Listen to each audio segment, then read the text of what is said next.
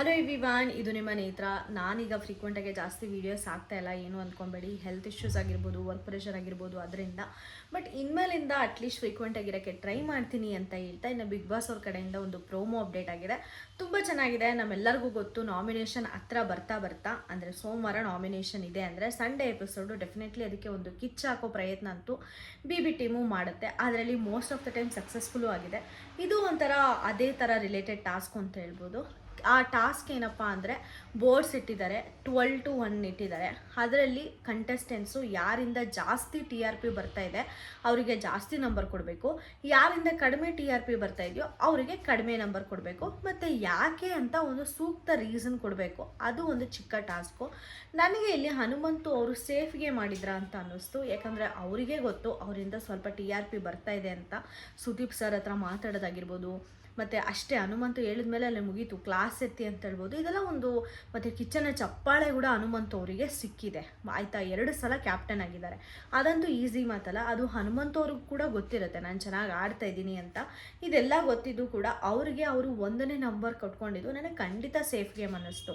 ಅದಕ್ಕೆ ರಜತ್ ಅವರ ಎಕ್ಸ್ಪ್ಲನೇಷನು ಹಂಗೆ ಇರುತ್ತೆ, ಸರ್ ಮಾಸ್ಟರ್ ಮೈಂಡು, ಬಟ್ ಆದರೆ ಅವ್ನಿಗೇನು ಗೊತ್ತಿಲ್ಲ ಅನ್ನೋ ಥರ ಇರ್ತಾನೆ ಅಂತ ಒಂದು ಸ್ಟೇಟ್ಮೆಂಟ್ ಕೊಡ್ತಾರೆ ನಮ್ಮ ಹನುಮಂತು ಬಗ್ಗೆ. ನನಗೂ ಕೂಡ ಹಾಗೆ ಅನಿಸುತ್ತೆ. Hanumanthu is really a gamer. Big ಬಾಸ್ಗೆ ಯಾವ ಥರ ಕಂಟೆಸ್ಟೆಂಟ್ ಬೇಕೋ ಆ ಥರ ಒಂದು ರೆಡಿಮೇಡ್ ಕಂಟೆಸ್ಟೆಂಟು ಹನುಮಂತು, ಅದರಲ್ಲಿ ಡೌಟೇ ಇಲ್ಲ. ಬಟ್ ಇವತ್ತು 1ನೇ ನಂಬರ್ ಕೊಟ್ಕೊಂಡಿದ್ದು ಅವರಿಗೆ ನನಗೆ ಶಾಕ್ ಅನ್ನಿಸ್ತು. ನಿಮ್ಗೇನು ಅನ್ನಿಸ್ತು ಅಂತ ನನಗೆ ಕಮೆಂಟ್ ಸೆಕ್ಷನಲ್ಲಿ ತಿಳಿಸಿ. ಇನ್ನು ಪ್ರೋಮೋ ಅಲ್ಲಿ ಫಸ್ಟು ಭವ್ಯಗೌಡ ಅವ್ರನ್ನ ತೋರಿಸ್ತಾರೆ, ಯಾರ್ಯಾರನ್ನ ಯಾವ್ಯಾವ ಪೊಸಿಷನಲ್ಲಿ ಇಟ್ಟಿದ್ದಾರೆ ಅಂತ. ಭವ್ಯಗೌಡ ಅವರು ಫಸ್ಟು ಮಂಜಣ್ಣನ ಇಟ್ಟಿದ್ದಾರೆ, ಅಂದರೆ ಟಾಪ್ 12ಅಲ್ಲಿ ಮಂಜಣ್ಣ, 11 ತ್ರಿವಿಕ್ರಮು, 3rd ಅವರೇ ಕೊಟ್ಕೊಂಡಿದ್ದಾರೆ. ಇಲ್ಲಿ ನನಗೆ ಆ್ಯಕ್ಚುಲಿ ಭವ್ಯಗೌಡ ಅವ್ರದ್ದು ಇಷ್ಟ ಆಗಿದ್ದು. ನೀವು ಬೇರೆ ಕಂಟೆಸ್ಟೆಂಟ್ಸ್ನ ನೋಡಿದ್ರೆ ಅವ್ರು ಯಾವ್ಯಾವ ಪ್ಲೇಸಲ್ಲಿ ಕೊಟ್ಕೊಂಡಿದ್ದಾರೆ ಅಂತ, ಶಿಶಿರ್ ಅವರಾಗಿರ್ಬೋದು, ಇವರೆಲ್ಲರೂ ಅವ್ರನ್ನ ಅವರೇ ಡೌನ್ ಮಾಡ್ಕೊಂಡಿದ್ದಾರೆ. ಬಟ್ ಇಲ್ಲಿ ಭವ್ಯ ಅವರು ಅವರೇ ಪ್ರಿಯಾರಿಟಿ ಕೊಟ್ಕೊಂಡಿದ್ದು ನನಗೆ ಇಷ್ಟ ಆಯಿತು.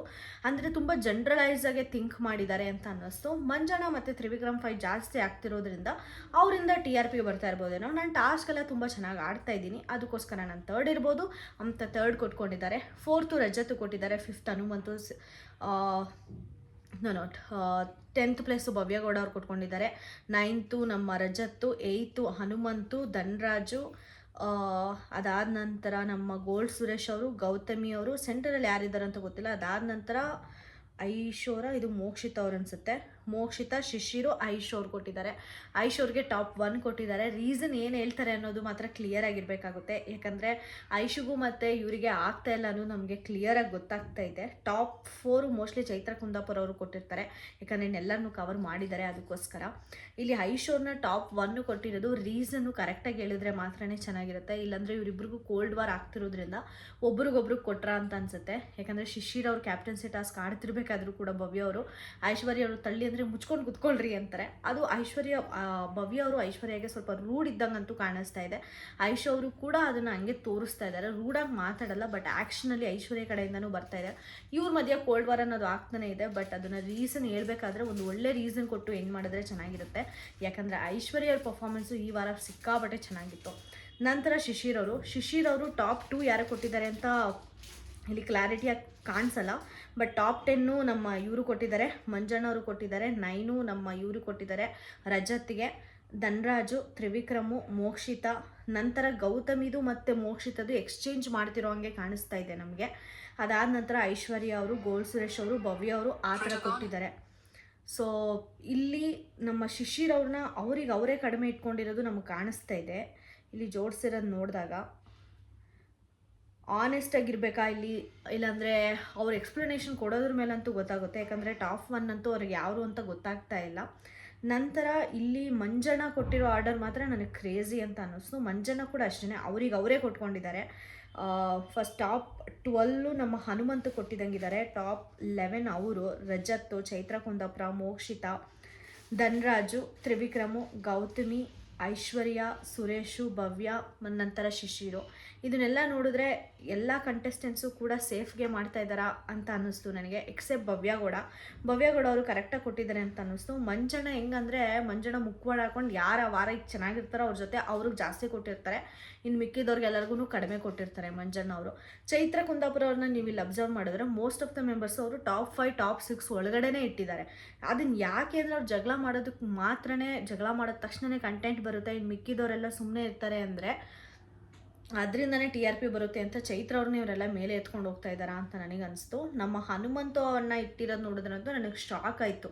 ಅವ್ರಿಗೆ ಅವರೇ ಟಾಪ್ 1 ಕೊಟ್ಕೊಂಡಿದ್ದಾರೆ. ನನ್ನಿಂದ ಏನೂ TRPನೇ ಬರ್ತಾ ಇಲ್ಲ ಅಂತ ಅವರೇ ಹೇಳ್ಕೊಳ್ತಾ ಇದ್ದಾರೆ. ಸಿಕ್ಕಾಪಟ್ಟೆ ಡಿಪ್ಲೊಮ್ಯಾಟಿಕ್ ಆಗಿದ್ದಾರೆ ಈ ಒಂದು ಮೂಮೆಂಟಲ್ಲಿ ನಮ್ಮ ಹನುಮಂತಣ್ಣ ಅಂತ ಅನ್ನಿಸ್ತು. ಟಾಪ್ 2ಲ್ಲಿ ಮೋಕ್ಷಿತ್ ಅವರಿದ್ದಾರೆ, ಹನುಮಂತ ಅವ್ರು ಇಟ್ಟಿರೋದು.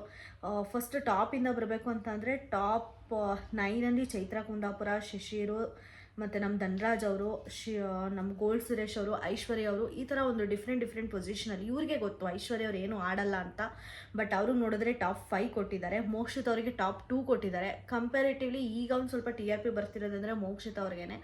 ಗೇಮ್ ಆಡೋದು ಅಂತ ಅದನ್ನು ಸೈಡಿಗೆ ಇಟ್ಬಿಟ್ಟು ನೋಡೋದಾದರೆ ನಮ್ಮ ಇವ್ರು ಮೋಕ್ಷಿತ್ ಅವರು ಕೂಡ ತುಂಬ ಚೆನ್ನಾಗಿ ಆಡ್ತಾ ಇದ್ದಾರೆ. ಆ್ಯಕ್ಚುಲಿ ಇಲ್ಲಿ ನನಗೆ ಹನುಮಂತ ಅವ್ರನ್ನ ಇಟ್ಟಿದ್ದು ಒಂದು ಡಿಫರೆಂಟ್ ಮೈಂಡ್ ಗೇಮ್ ಆದಂಗೆ ಕಾಣಿಸ್ತಾ ಇದೆ. ಎಕ್ಸ್ಪ್ಲನೇಷನ್ ಸುದೀಪ್ ಸರ್ಗೆ ಹೆಂಗೆ ಕೊಡ್ತಾರೆ ಅನ್ನೋದ್ರ ಮೇಲೆ ಡಿಪೆಂಡ್ ಆಗಿರುತ್ತೆ. ಇನ್ನು ಪ್ರೋಮೋ ಬಗ್ಗೆ ಬಿಟ್ಟು ಮಾತಾಡ್ತಾ ಹೋದರೆ ನಮ್ಮ ಗೌತಮಿ ಅಕ್ಕವ್ರ ಬಗ್ಗೆ ನಮ್ಮ ಮಂಜಣ್ಣ ಅವ್ರು ಕೂಡ ಎಕ್ಸ್ಪ್ಲನೇಷನು ವಾವ್ ಅಂತ ಅನ್ಸೋ ಯಾವ ಫ್ಯಾಕ್ಟರು ಗೌತಮಿ ಅವರಿಂದ ನಡೆದಿಲ್ಲ ಅಂತ ಒಂದು ಸ್ಟೇಟ್ಮೆಂಟ್ ಕೊಟ್ಟು ಪಾಸ್ ಮಾಡ್ತಾರೆ. ಇದಕ್ಕೆ ಮೇನ್ ರೀಸನ್ನು ಅವ್ರು ಫ್ರೈಡೇ ಎಪಿಸೋಡಲ್ಲಿ ನಿಮ್ಗೆ ನೋಡಿದ್ರೆ ಗೊತ್ತಾಗುತ್ತೆ. ಗೌತಮಿ ಅವ್ರು ಹೇಳಿರ್ತಾರೆ, ನೀವು ಒಂದು ಹೆಲ್ದಿ ಫ್ರೆಂಡ್ಶಿಪ್ ಇಟ್ಕೊಳ್ತಾ ಇಲ್ಲ ಅಂತ ಅಂದ್ಬಿಟ್ಟು ಮಂಜಣ್ಣಗೆ ಗೌತಮಿ ಅವ್ರು ಹೇಳಿರ್ತಾರೆ. ಆ ಒಂದು ಮಾತೆ ಇವತ್ತು ಮಂಜಣ್ಣನ ಬಾಯಲ್ಲಿ ಈ ಮಾತು ಬರೆಸ್ತಾ ಅಂತ ನನಗನ್ಸುತ್ತೆ. ಯಾಕಂದರೆ ಮಂಜಣ್ಣ ಆಟ ಅಂತೂ ನೋಡ್ತಾ ಇಲ್ಲ, ಜನ ಅವ್ರ ಹತ್ರ ಹೆಂಗಿರ್ತಾರೆ ಅನ್ನೋದ್ರ ಮೇಲೆ ಮಂಜಣ್ಣ ಯಾವ ಥರ ಮಾತಾಡ್ತಾರೆ ಅನ್ನೋದು ಡಿಪೆಂಡ್ ಆಗುತ್ತೆ. ನನಗನ್ಸೋದು ಹಂಗೆ, ಮಂಜಣ್ಣ ಗೇಮ್ ನೋಡಲ್ಲ, ಮಂಜಣ್ಣನ ಹತ್ರ ಕಂಟೆಸ್ಟೆಂಟ್ಸ್ ಹೆಂಗಿರ್ತಾರೆ ಅನ್ನೋದ್ರ ಮೇಲೆ ಮಂಜಣ್ಣ ಟಾಪ್ 1 2 ಅಂತ ಡಿಸೈಡ್ ಮಾಡ್ತಾರೆ ಅಂತ ಅನಿಸುತ್ತೆ. ಅಲ್ಲಿ ಸ್ವಲ್ಪ ಪರ್ಸ್ನಲ್ ಆಗಿ ಗೌತಮಿ ಮೇಲೆ ಅಟ್ಯಾಕ್ ಮಾಡಿದರು ಅಂತ ನನಗೆ ಖಂಡಿತ ಅನ್ನಿಸ್ತು. ಇನ್ನು ನೆಕ್ಸ್ಟ್ ಬಂದ್ಬಿಟ್ಟು ನಮ್ಮ ರಜತ್ ಅವ್ರು ಕೊಡೋದು. ರಜತ್ ಅವರು ಹನುಮಂತ ಅವ್ರ ಮೇಲೆ ಒಂದು ಒಪಿನಿಯನ್ ಫಾರ್ಮ್ ಮಾಡ್ಕೊಂಡಿರೋದು 100% ರೈಟ್ ಅನಿಸುತ್ತೆ ನನಗೆ. ಯಾಕಂದರೆ starting day first day Hanumantha ಅವರು ಬಂದು ಆಡಿದ್ದ ರೀತಿ ನಮಗೆಲ್ಲರಿಗೂ ಹಂಗೆ ಏನು ಅನ್ನಿಸ್ತು ಅಂದರೆ, ಬಿಗ್ ಬಾಸ್ ಗುರು ಈ ಅಮಾಯಕನ ತೊಗೊಂಡು ಬಂದು ಬಿಗ್ ಬಾಸಲ್ಲಿ ಬಿಟ್ಟಿದ್ದಾರೆ ಅನ್ನೋ ನೆಕ್ಸ್ಟ್ ಲೆವೆಲ್ ಇತ್ತು ಅವ್ರ ಆ್ಯಕ್ಟಿಂಗು. ಅದಾದ ನಂತರ ಒಂದು ವಾರಕ್ಕೆ ಅವರ ಆಟ ತೀರೇನೇ ಚೇಂಜ್ ಆಗೋಯ್ತು. ನಮಗೇನೆ ಒಂಥರ ಕನ್ವಿನ್ಸ್ ಮಾಡೋಕ್ಕೆ ಟ್ರೈ ಮಾಡಿದ್ರು. ಆಡಿಯನ್ಸ್ ಇವಾಗ ಆಲ್ರೆಡಿ ಫಿಕ್ಸ್ ಆಗೋಗ್ಬಿಟ್ಟಿದ್ದಾರೆ ಹನುಮಂತ ಅವರು ಬಿಗ್ ಬಾಸ್ ಮಟೀರಿಯಲ್ ಅಂತ. ಅಷ್ಟು ಚೆನ್ನಾಗಿ ಆಡ್ಕೊಂಡು ಹೋಗ್ತಾ ಇದ್ದಾರೆ. ಅಂಥವ್ರು ಏನು ಗೊತ್ತಿಲ್ಲ ಅನ್ನೋ ಥರ ಅಮಾಯಕ ಥರ ಆ್ಯಕ್ಟ್ ಮಾಡಿಕೊಂಡು ಬಿಗ್ ಬಾಸ್ ಮಟೀರಿಯಲ್ ಆಗಿರೋದೇ ಹನುಮಂತು. ಅದನ್ನು ಒಂದು ಸ್ವಲ್ಪ ಚೆನ್ನಾಗಿ ರಜತ್ ಅವ್ರು ಎಕ್ಸ್ಪ್ಲೈನ್ ಮಾಡಿದ್ರು ಅಂತ ಅನ್ನಿಸ್ತು.